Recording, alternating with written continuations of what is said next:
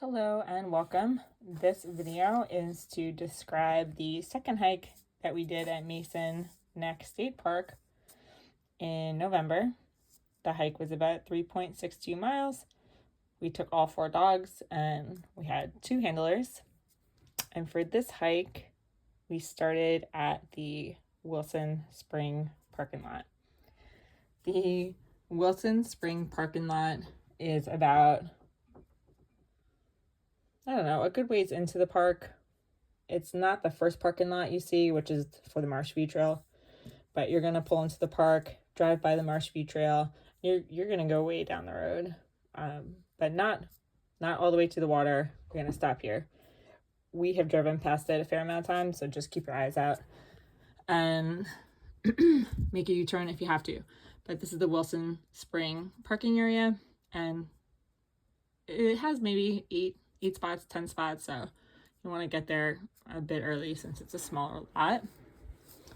We had fun on this hike because it was a little bit more rooty and rocky than the trail that we had done in October, so the dogs really like sniffing. So you start here. I don't know how you say it. I'm guessing it's the Doug Trail or Dog Trail, but you start along there, and this is pretty wide and gravelly and generally nice. Then you're going to get to this junction here, and if you turn onto the Meadow View Trail, this is great. This is a little bit harder hiking. There's roots, there's rocks. The trail is more closed in.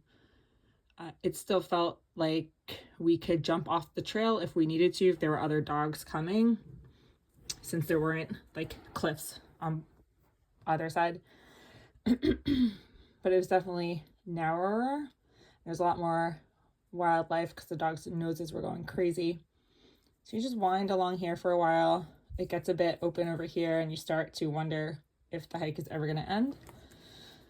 And then you turn a corner and you get over here to this overview that is pretty neat because it looks out over a meadow, and there's some signage that explains it all, and it's a pretty satisfying view in my opinion. And then you just turn around, head on back, take the other segment of the Dog Trail, and be careful because my husband almost broke his ankle in a mole hole or something. But just keep your eye out. They're generally well maintained, but there are some leaves covering this hole that he did not see. He was fine, but for the most part, this trail is again gravel, pretty wide and well maintained. And that's going to circle you back to the Wilson Spring parking lot. All right, let us know if you try this hike and how it went.